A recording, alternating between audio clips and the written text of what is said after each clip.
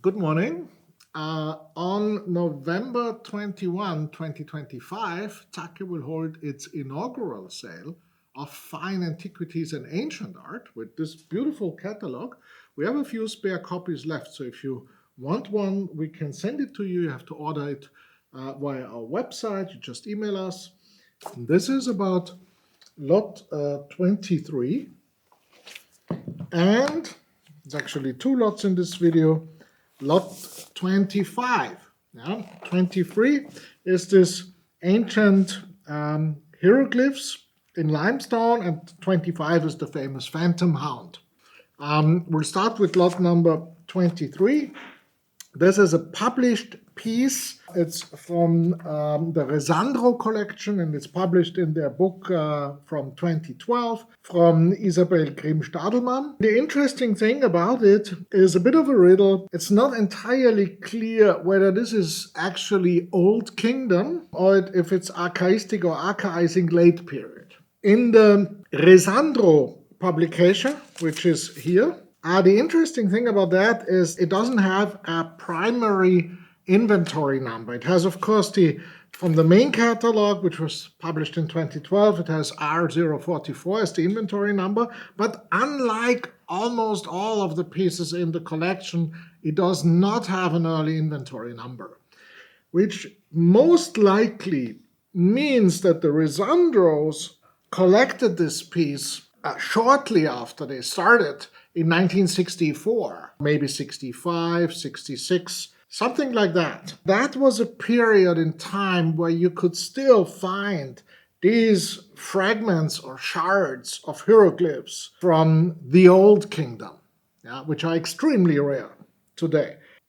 Among the letters and scripts shown in this fragment here is the kingfisher here and the owl, which are really nicely incised with a lot of detail, and also show some remnants of pigments, which is actually amendments to the script, which was quite common in the late period and in the Ptolemaic era. So that's the case for being late period as opposed to the Old Kingdom. The patina on this one is really, really nice. Yeah, it's darkened over time and has this beautiful shine from handling. So it's a nice piece of stone, and it compares favorably. There is one here which is a bit larger, 24 centimeters. I think this has 19, including the stand, and this one sold for $15,000 a couple of years ago, so that's 17,000 euros today.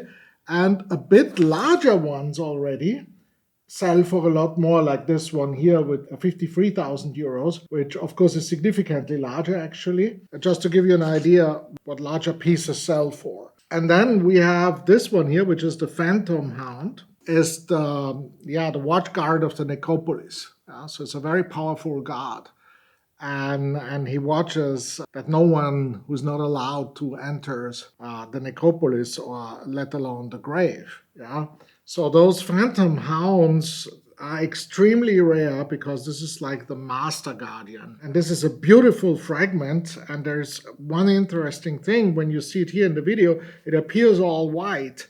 But of course, when you look at, for instance, the depiction in the Louvre, and these large bands of hieroglyphs they have there, the lighting is set to imitate the sunlight, which, if you've been to the area, of course, on the outside of the temple, where you'll already find depictions of the Phantom Hound. Here's one in the tomb of Caracamon. The sunlight will revive the contours of the animal and make it appear very lively. So these things, when you display them, it's really important to have the right lighting. Literally the same as it is on the actual sites in Egypt. Yes, and as I said, he's the watch guy. He's a very powerful guard, and he's really rare. The provenance on this piece is it went through GalerieZacke in Paris in the early 90s, 30 years ago. There's no provenance record which goes beyond that. It has nice remnants of ancient pigment here, and also very good patina, which of course adds to its authenticity overall.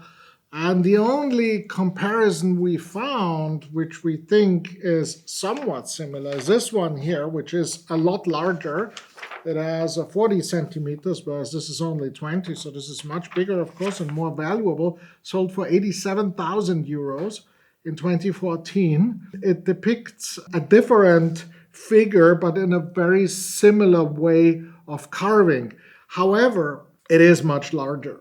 So those two hieroglyphs are part of the sale. There is a third one, which is also very nice, which is the depiction, yes, it's of an ibis, also a beautiful one from the Philip Perlstein collection. And those three come up at very reasonable estimates. Yeah, and when you want to put the light, you can actually see it. When you simulate it here, it gets these razor sharp contours despite the white. And this is like really, really beautiful. Same here, of course, but it's not so necessary because of the patina this one has.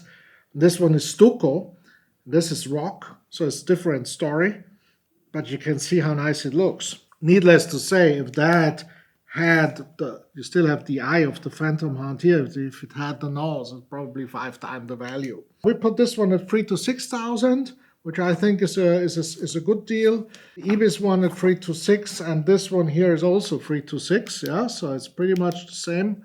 And there's no reserves, so you can actually acquire good pieces with good provenance at really good prices. I hope to see you at the auction, and good luck in bidding.